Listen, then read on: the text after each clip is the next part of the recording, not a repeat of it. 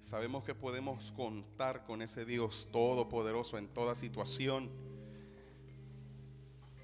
Y ese Espíritu de Dios que nos consuela, que nos sustenta, que nos llena, es en Él que debemos de depender, mis hermanos. Y algo que estaba diciendo a Mari hace unos minutos atrás es algo muy verídico, muy cierto. El ponerse a pensar en cómo nosotros vamos a pasar ese tiempo de eternidad con Dios en adoración. Y si usted no se ha puesto a pensar en eso, déjeme le digo algo. Y lo que ella dice tiene mucho que ver con la prédica de hoy. Si usted quiere ir allá arriba y hacerlo, usted tiene que creerlo. Usted tiene que creerlo. No hay forma que vamos a estar adorando a medias o con algo que nos interfiere a algo en lo que no es, de lo que no estamos seguros. Y si será cierto, y si todo eso es posible, y si solo es una fantasía. Yo le digo algo: si esta es una fantasía, es la mejor fantasía del mundo, y yo de aquí no me muevo. Y le aclaro de una vez, esto no es fantasía, mi Dios es real. Mi Dios es real. Su Dios es real. Alábelo, alábelo, alábelo. Gloria a Dios.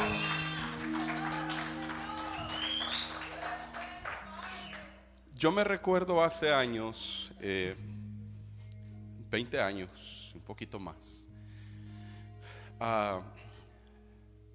cuando yo conocí a quien hoy es mi esposa, en algún momento, sí, ya, en algún momento de la vida, pues no sé, mi situación sentimental, emocional, llámela como sea, no estaba en su mejor momento cuando yo la conocí a ella.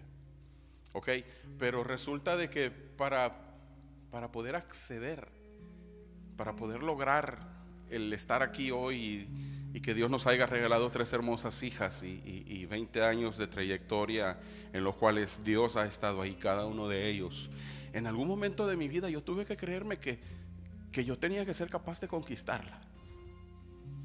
¿Y por qué le hablo de esto? Porque la salvación no es algo que se adquiere comprándolo en la tienda. Yo compré una libra de salvación, yo la pongo en mi bolsa y todo tranquilo. No funciona así.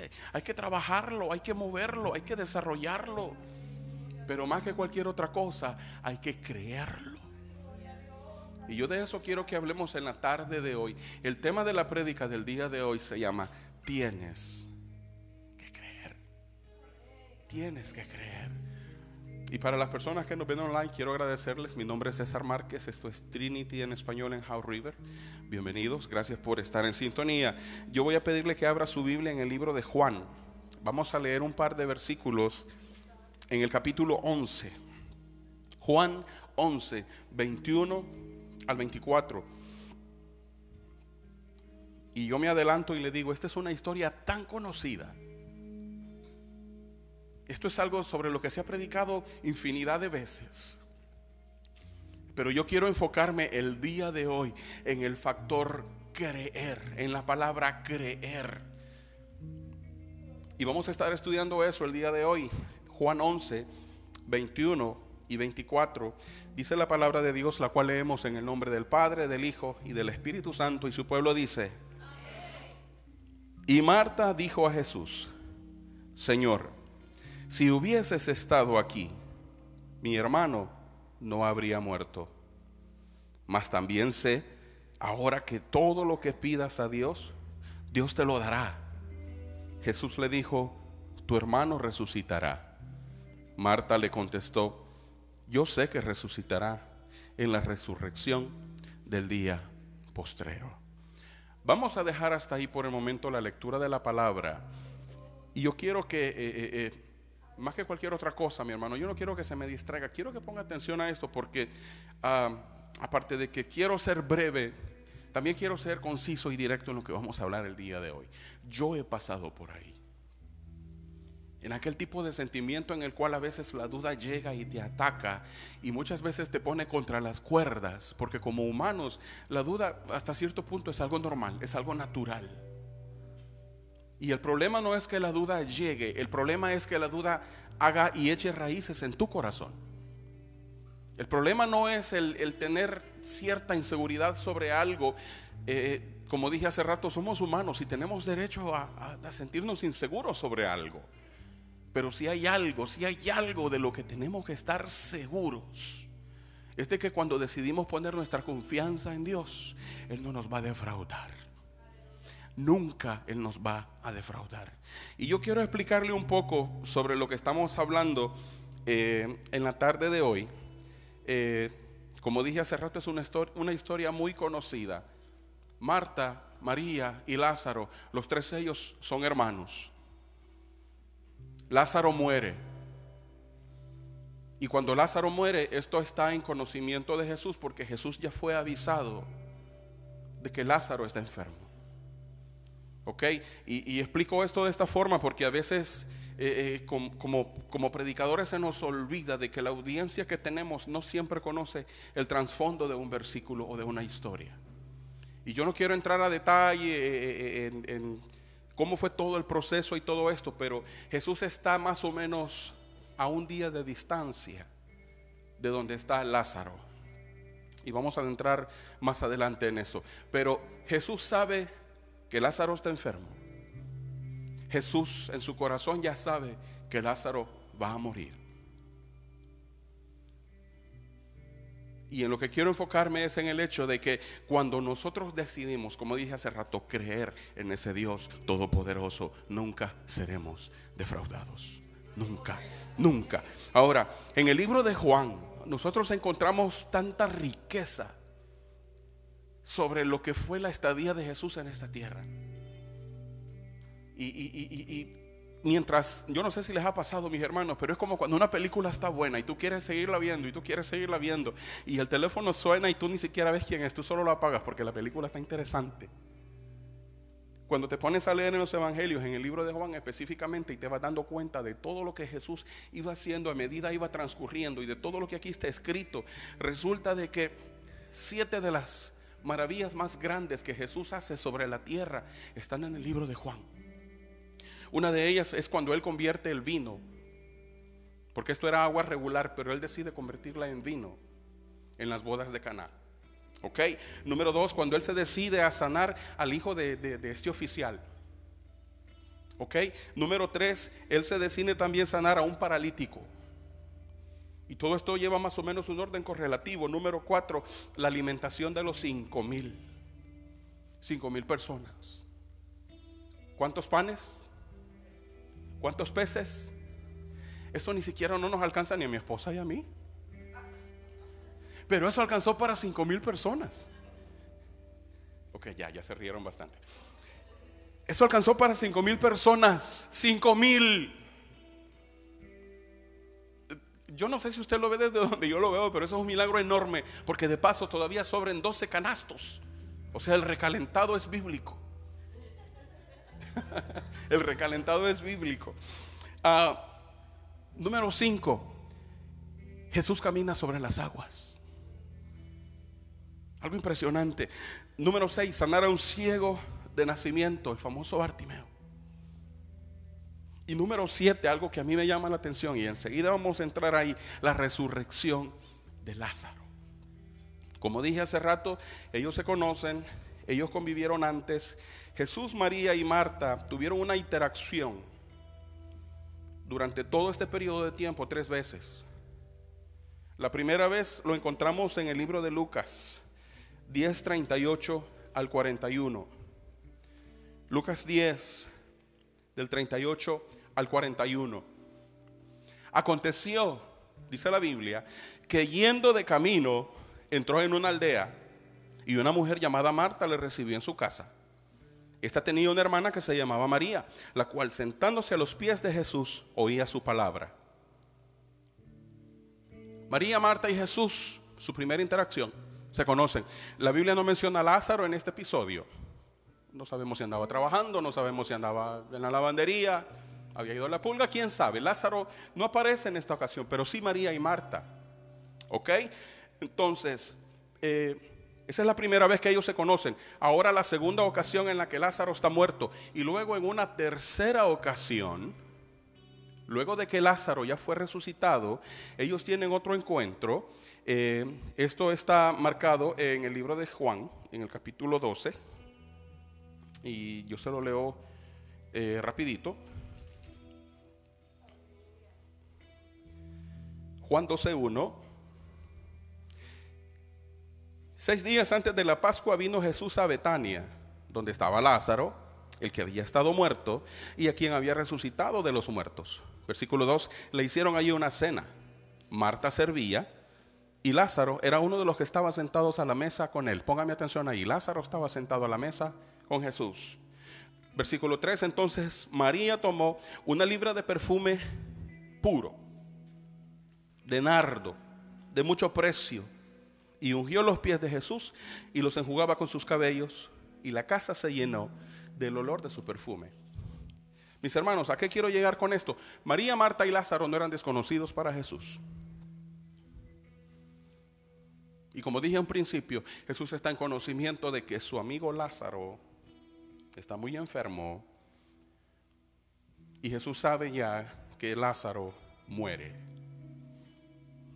¿A dónde quiero llegar con todo esto, mis hermanos? Muchas veces como cristianos se nos olvida, se nos va por alto, se nos escapa de la memoria el hecho de que Jesús nos tiene ya predestinados y marcados desde antes de nuestro nacimiento. Entonces, ¿por qué a veces nos desesperamos? Entonces, ¿por qué a veces se nos quebranta el espíritu? Y nos llega ese sentimiento de soledad. Y aquella pregunta del enemigo que viene a tratar de poner cizaña y a tratar de ponerte contra la pared. ¿Será que de verdad Dios existe? ¿Será que vale tanto la pena eso de que estás un rato por allá en Burlington cantando, alabando, recibiendo palabra y no te queda apenas ni chance para almorzar porque a tales horas tienes que estar con los hermanitos esos allá en How River que cantan y bailan también y todo eso y ponen donas y café? Eso está buenísimo, pero ¿será que vale la pena en realidad hacer todo ese esfuerzo y el clima y la distancia y el gas y los niños se desesperan y ahora que estoy atribulado, ahora que estoy en un círculo del cual siento no salir, parece que mi mente olvida que Jesús conoce y tiene contados cada uno de los cabellos en mi cabeza? Lázaro, María y Marta no eran cualquiera ante los ojos de Jesús. Y así mismo el día de hoy, mi hermano, usted no es cualquiera delante de la presencia de Dios.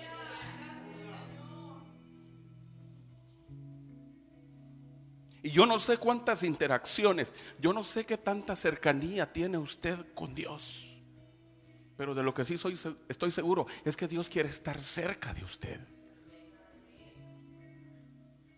Ahora, si vemos esto desde el punto de vista humano, si vemos esto desde el punto de vista carnal, Jesús estando en la tierra nunca dejó de ser hombre, así como nunca dejó de ser Dios. Él también tenía sentimientos.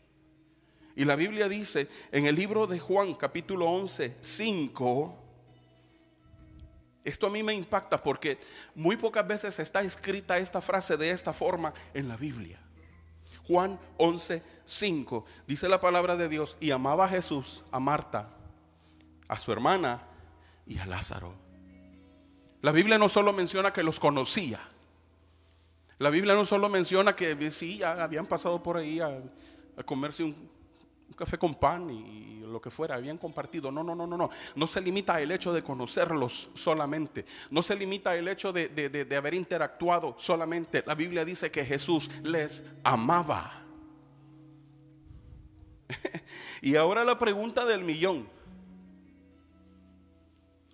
si Jesús amaba tanto a Lázaro, ¿por qué lo deja morir? Si Jesús amaba tanto a María y a Marta, ¿por qué les deja pasar por ese sentimiento de tristeza de la pérdida de un ser querido? Hay muchos seres en nuestra vida de los cuales nosotros sabemos y decimos: el día que fulano se vaya, eso me va a destrozar. ¿Alguien tiene a alguien así? El saber que el día que alguien de sus familiares muera, vamos a sentirnos de lo más bajo posible. María, Marta y Lázaro siendo hermanos, yo no creo que ese sentimiento fuera muy distante de lo que nosotros sentimos hoy. Ese amor fraternal, ese amor de hermanos, ese amor de unidad. Si Lázaro muere, María y Marta van a sufrir. Jesús lo sabe, sí. Jesús los ama, sí. Entonces, ¿por qué permite que eso pase? ¿Usted se ha puesto a pensar en eso? Porque resulta que, como dije hace antes, Jesús estaba más o menos a un día de distancia de donde ellos estaban. Y hay dos factores muy importantes en los que yo quiero enfocarme en esta tarde. El factor número uno era la distancia. Y ahora yo solo explico por qué. Cuando estoy hablando de distancia, no me refiero simplemente a distancia física, a distancia que puedes medir. Muchas veces la distancia espiritual entre nosotros y el Creador puede causar ese retraso a nuestro milagro. Esa distancia que nosotros mismos, entre Dios y nosotros, eso puede causar un dolor enorme en tu corazón y en tu mente, porque la Biblia dice: sin mí nada podéis hacer. Nada. Nada. ¿Usted entiende lo que significa la palabra nada? Es absolutamente nada. Y si mi Biblia dice que sin Cristo y apartados de Él no podemos hacer nada, mis hermanos, la distancia es un factor crucial. Entonces no podemos hacernos los del ojo ciego queriendo extraer de Dios, obtener de Dios, recibir de Dios esa sanidad, ese milagro, esa respuesta, cuando nosotros mismos hemos puesto entre Él y nosotros distancia. No es posible. No es posible.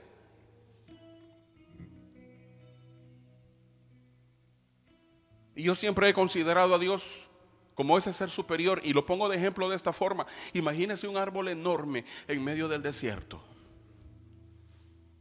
bien enramado, con muchas hojas y una sombra bellísima debajo de ese árbol. Si tú estás en ese desierto, lo más lógico, lo más cuerdo, lo más listo por hacer es moverte justo debajo de su sombra y apartarte de ese sol que te consume, acobijarte debajo de su sombra. Pero mi hermano, por mucho que Dios te ame, por mucho que tú estés en sequía en el desierto, ese árbol no se va a mover y se va a acercar a ti. ¿Quiere que le diga algo? Dios sigue siendo Dios, con o sin nosotros. Y si somos nosotros los necesitados, ¿por qué nos esmeramos en poner distancia entre Dios y nosotros? Muchas veces dedicamos más tiempo a lo que tenemos en la pantalla frente a nuestra cara que dedicar más tiempo a la palabra de Dios. Muchas veces dedicamos tiempo a cosas que yo no digo que no son importantes, pero sí están obteniendo el lugar y están absorbiendo de ese tiempo precioso que deberíamos nosotros de estar compartiendo con el Salvador de nuestras almas. El trabajo nos enrolla, la rutina nos atrapa, los quehaceres nos envuelven y resulta que al final del día son las 10 de la noche. Tienes que ir a la cama porque mañana tengo que hacer esto y aquello. Y el tiempo para Dios, ¿dónde quedó? Nosotros mismos podemos acortar esa distancia entre Dios y nosotros. Ahora, si vemos el factor distancia desde otro punto de vista, yo les dije hace rato que Jesús estaba, según dice la Biblia en Juan 10:40. Dice la palabra del Señor: y se fue de nuevo al otro lado del Jordán, al lugar donde primero había estado bautizando Juan, y se quedó allí.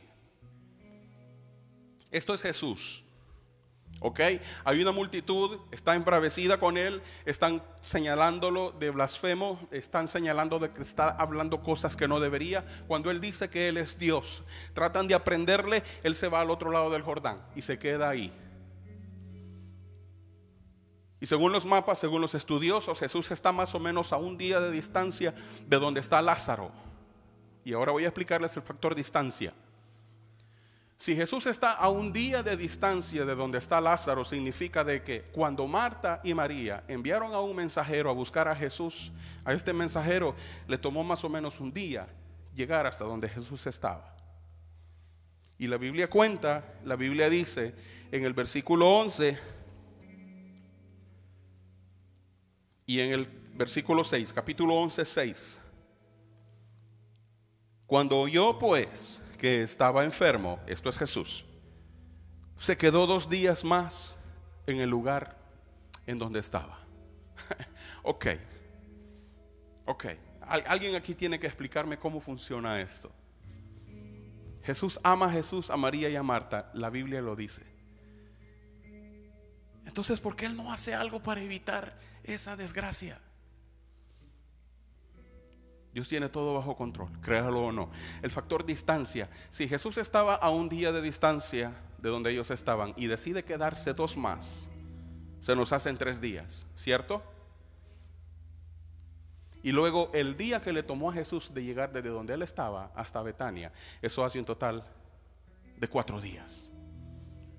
Esos 4 días es lo que se le son echados en cara a Jesús cuando Él finalmente llega a este lugar.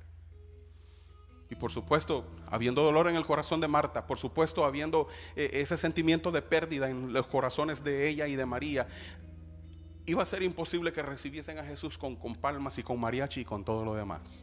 Había luto en esa casa. Pero resulta de que cuando Marta se encuentra con Jesús, ella nunca le dice: Señor, qué bueno que llegaste. Ella no le dice: Señor, resulta de que te estábamos esperando. Ella nunca dijo: Señor, qué falta nos hiciste, mira lo que sucedió. Entonces en el versículo 21, como leímos al principio, Marta le dijo: si tú hubieses estado aquí, mi hermano no hubiera muerto. Señor, ¿qué te pasó? ¿Se te olvidó? ¿Será que nunca te encontró el mensajero? ¿No te llegó el mensaje de WhatsApp? ¿Será que a lo mejor allá donde estabas no tenía una buena recepción tu aparato y no te llegó el mensaje que te mandamos? Te mandamos una foto. Creo que tengo que cambiar de aparato. Son 4 días y ahora le explico por qué. Si usted y yo se recuerda, Jesús pasó en la tumba 3 días. Y al tercer día Él resucitó. Si Jesús hubiese emprendido camino en el mismo momento que el mensajero le hubiese llegado, esos iban a ser 2 días. El día que tomó el mensajero en llegar a Jesús y el día que le tomó a Jesús en llegar a Betania, eran 2 días. Y resulta que en la tradición judía en aquellos tiempos no había tanta ciencia, no había tanta tecnología, y la gente tendía a tener cierta esperanza de que ese que estaba ahí, ellos dicen que pensaban en su tradición de que el espíritu de ese muerto se quedaba en la tumba, que normalmente era una cueva, se quedaba ahí, y que si a los 3 días no resucitaba, era porque de veras estaba total y completamente muerto. Entonces, si Jesús hubiese llegado donde Lázaro en el día 2 y Jesús hace el milagro de levantarlo y sacarlo de la tumba, más de alguno pudiera haber dicho por ahí: no, Lázaro no estaba del todo muerto, andaba de parranda. ¿Usted me entiende por donde yo le voy hablando? Jesús necesita llevarse toda la gloria, toda la honra, siempre le pertenece a Él. Y Él es el único que venció la muerte al tercer día. No hay otro, no hay otro, no ha habido otro y no habrá otro. Esos 3 días le eran exclusivos a Jesús. Lázaro, sorry, te quiero mucho, pero si yo me apuro y llego antes, o si en mi mente, en mi poder, yo digo: sánate, esto no va a funcionar como yo quiero. No, tú sabes, yo soy Dios y yo tengo que estar en mi lugar. Tú eres Lázaro, te amo mucho, pero yo me encargo de ti, no te preocupes. ¿En qué día, mi hermano, has estado tú ya dentro de tu sepultura? ¿Cuántos días has pasado solo tú y tu espíritu dentro de esa tumba, tratando de encontrar la salida? en tinieblas, sintiéndote apartado, sintiéndote menospreciado, con esto que está sucediendo hoy aquí en día, que si usted me lo pregunta a mí, es nada más que odio. Y yo reprendo eso en el nombre de Jesús. Y yo quiero que usted se lo crea, y yo quiero que usted lo lleve en su mente y en su corazón. Mi Biblia dice que no hay arma forjada que pueda prosperar contra mí. No, mi lucha no es contra sangre y carne. Y usted sabe de qué le hablo. Y si usted no tiene de qué preocuparse, excelente, lo felicito, qué bueno, qué bendición. Pero para que sí nos preocupamos, yo le digo esto: el ángel de Jehová acampa alrededor de los que le temen y los defiende, y los defiende, y los defiende. Esa es mi esperanza, esa es mi fe. Yo le he dicho a mi esposa: no podemos vivir con temor. No. Y que venga el hielo, y que venga el fuego, y que venga todo lo que tenga que venir, pero mi casa y yo serviremos a Jehová. Y yo quiero que usted se impregne de ese valor. Yo no me refiero a salir allá afuera y desafiar a la autoridad. Estamos para respetar a la autoridad. Pero también enfoquémonos en que no somos criminales ni delincuentes. Somos hijos de Dios, no somos cualquiera. Y Jesús está llegando a esta situación en la cual el ambiente es un poco difícil. Cualquier parecido es pura coincidencia. Jesús llega a este lugar en el cual el ambiente es pesado. Hay luto, hay dolor. Lázaro ha muerto.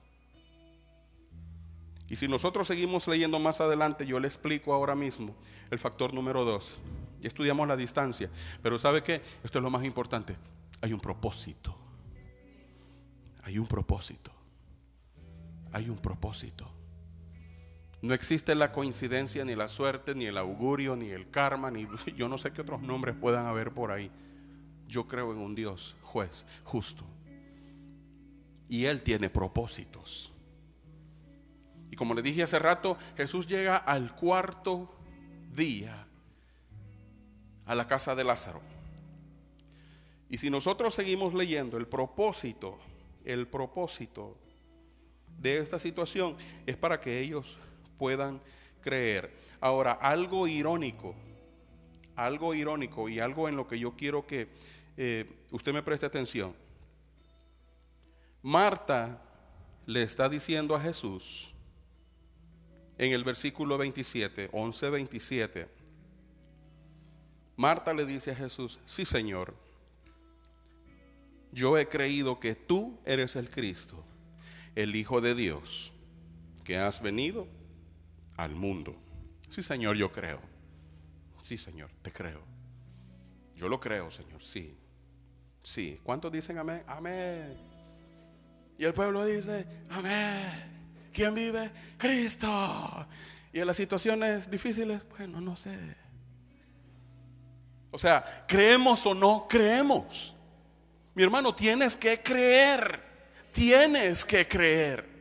La Biblia dice que sin fe es imposible alabar a Dios, es imposible agradarle.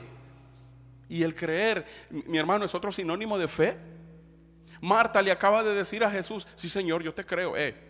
Mis respetos, tú eres el mero mero. Eso le dijo ella en el versículo 27. Y no mucho tiempo después, en el versículo 39, en ese mismo día, en ese mismo momento, Jesús le dijo: quiten la piedra. Jesús está listo para hacer el milagro. Quiten la piedra. Por si acaso ustedes no saben quién soy yo, quiten la piedra. Pero la misma persona que le acababa de decir: Señor, sí, yo te creo. Si usted sigue leyendo conmigo, le dice: Marta, la hermana del que había muerto, le dijo: Señor, y es de ya son 4 días. O sea, ya ni te molestes. Ya para qué de tener que pagarle a alguien que venga y mueva la piedra. Y pues y ya llegue, pues ya pasaron más de 3 días. Este es el 4.º día. Yo te dije que sí, yo te creía, pero pues, ¿sabes qué? Mejor vamos a la casa por tamales con café. ¿Cómo es posible que de tu misma boca, Marta, hace 5 minutos me dijiste que me creías? Y ahora que estoy listo para mover la piedra y hacer todo eso por lo que estás clamando, ahora tu fe se queda corta. Tú has luchado por tantos años en tu vida y has movido lo que fuera que se te pusiera enfrente para salir adelante, y ahora que estás así de ver tu milagro, y ahora que estás frente a frente al maestro, y el maestro se está arrollando las mangas, tú sabes, como cuando alguien está listo para pelear, quiten la piedra. Ahora resulta que después de todo lo que hiciste, decides no creer. En serio. Luego de que tú ya oíste de lo que Cristo hizo, luego de lo que tú ya escuchaste en el testimonio de otros hermanos de cómo Él ha obrado, ahora que lo tienes frente a frente y que Él está dando la orden de quitar la piedra porque algo grande está a punto de suceder, con esa misma boca que confesaste te alabo, Señor, ahora dices nadie me quiere. Con esa misma boca con la que confesaste eres increíble, todopoderoso, grande, eres increíble, más tarde allá afuera estás diciendo ya no hay más nada que hacer. En serio, mi hermano, tienes que creer. Y yo entiendo, no me malinterprete por favor, yo entiendo el corazón de Marta. Señor, en serio, éramos amigos. Y cuando habían pupusas a la casa tú llegabas y todo, y ahora que Lázaro se murió y tú vienes sintiéndote, ¿verdad?, el superhéroe, y quiten la piedra. Señor, ya apesta. En serio, al Señor no le importa. Pudieron haber pasado 5 días, pudieron haber pasado 7 semanas, pero si Jesús dice muevan la piedra, muevan la piedra.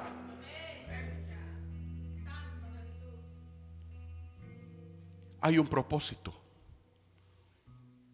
Y como lo dije hace rato, yo no sé cuántos días tú has estado en esa tumba, tú y tu espíritu, tratando de consolarte, tratando de encontrar salida, tratando de salir de ahí. Jesús, el Hijo de Dios, está en este lugar y Él te dice ahora a ti te lo dice: quita la piedra, quita la piedra. Todo eso que te estorba, todo eso que está entre medio, muévelo, quítalo, apártalo.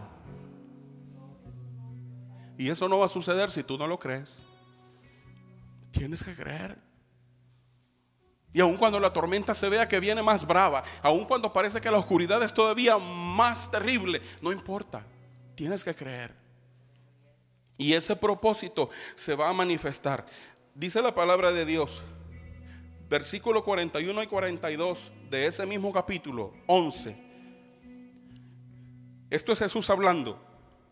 Yo sabía que siempre me oyes, pero lo que dije por causa de la multitud que está alrededor es para que crean que tú me has enviado. Se lo leo de nuevo y le incluye el 41, versículo 41. Entonces quitaron la piedra de donde había sido puesto el muerto. Y Jesús, alzando los ojos a lo alto, dijo: Padre, gracias te doy por haberme oído. Yo sabía que tú siempre me oyes, pero lo que dije fue por causa de la multitud que está allá afuera, que está alrededor. ¿Para que qué, mi hermano? Para que crean. Entonces Jesús era un showman que tenía que mostrar su poder delante de todo el mundo y todo eso. No. Pero en este punto, mi hermano, sabe, yo le digo algo: siendo el Rey de Reyes y el Señor de Señores, la gloria es para Él. Y Él lo reconoce y dice: Señor, yo te agradezco. Y sabe, Señor, todo lo que yo dije allá afuera fue para que toda esta gente te creyera. Hay un propósito. Y si esa prueba por la que estás pasando, y si esa situación que te apremia, y si ese problema que parece no dejarte de perseguir, que tú consideras que te carcome hasta los huesos, que tú consideras que no hay más salida de ahí, hay un propósito. Y todo esto es para que creas. Porque mi Biblia dice que para Dios no hay nada imposible. Nada imposible. Nada imposible. Ese propósito de Dios en tu vida se va a realizar solamente si crees. Solamente si crees. Póngase de pie, aquí donde está. Póngase de pie, por favor.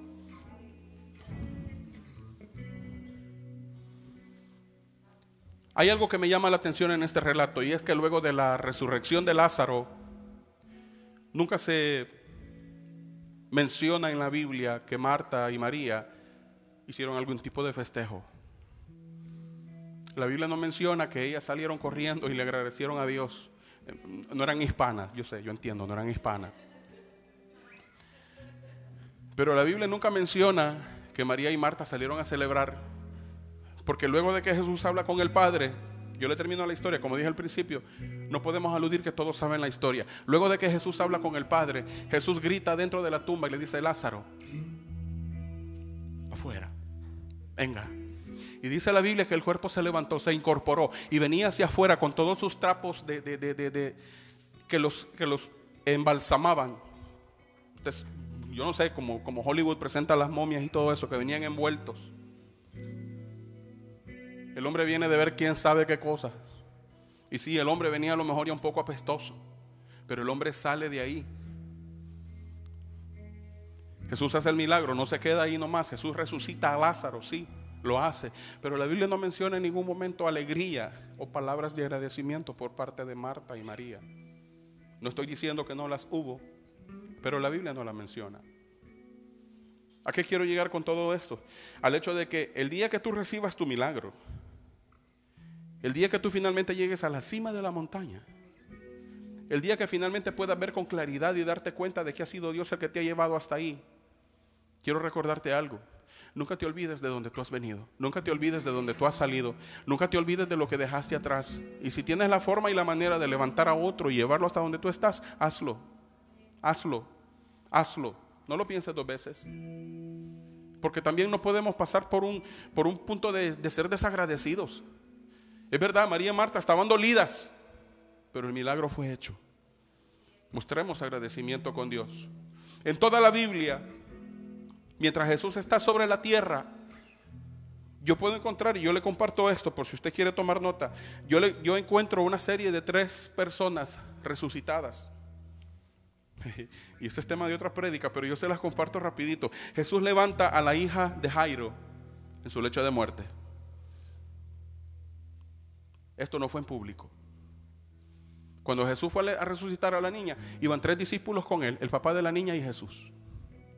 Ahí nomás. La niña se levantó, primero, número 1. Número 2, Jesús resucita también al hijo de la viuda de Naín cuando ellos iban ya de camino al cementerio. Y este sí fue en público, pero no hubo tanto alboroto, no hubo tanto movimiento, porque aunque la gente iba en su funeral y todo eso, Jesús decide poner la mano sobre el féretro. Muchacho, no es tu tiempo todavía, levántate. Y el número 3 es el de Lázaro, y Lázaro es una tipificación de Jesucristo. Porque luego de estar en la tumba, alguien llega y dice: ¿dónde le pusieron? La misma pregunta que María, la mamá de Jesús, hizo cuando iba a buscar su cuerpo: ¿dónde le pusieron? Y de la misma forma que esa piedra se remueve de la tumba de Lázaro, esa piedra es removida de la tumba del Señor Jesucristo para derrotar la muerte, como dije, al tercer día. ¿Existen las casualidades en Dios? No. ¿Existen las coincidencias en Dios? No, olvídese de eso. Dios tiene todo bajo control. Hay un propósito. Lo que tiene que hacer usted, mi hermano, es que usted tiene que creer. Usted tiene que creer. Tiene que creer. No se trata de emocionalismo. Y no se trata de que quiero venderle un producto, mire, lleve barato, bueno para la picazón, para el sarpullido y para todo lo demás. No. Y no es que haya hecho eso antes, ¿verdad? Pero como que sale un poco natural. Sí, sale natural, ¿verdad? Ahí ahorita voy. ¿Cuántos quieres? 5 me dijo, 5. Ok, ya ahorita voy. Si se recuerda, ¿verdad? No se trata de venir a venderle algo barato. La salvación es algo que no tiene precio. Y ese precio de sangre, de muerte, de cruz, ese precio lo pagó Jesús en la cruz del Calvario por usted y por mí. ¿Y cómo es posible que alguien va a venir a morir y mandar a su hijo para que al final de cuentas sus hijos estén en el mundo, estén en la calle, estén allá afuera dando lástima? Imposible. Yo me rehúso a creer eso. Si somos hijos de Dios, en Dios hay un propósito. Créalo, créalo, créalo, mi hermano, créalo, créalo. Así como está, yo quiero que incline su rostro. Y quiero que se ponga a meditar un poco de todas aquellas situaciones difíciles de las cuales Dios ya lo sacó, de las cuales Dios ya lo libertó, de las cuales Dios ya hizo en su vida un milagro. Póngase a pensar, recapacite un poco. No seamos malagradecidos, pero si en este mismo momento estamos pasando por ese valle de sombra, de muerte, mi hermano, hay esperanza en Dios, número uno. Y número dos, como lo dije hace rato, hay un propósito.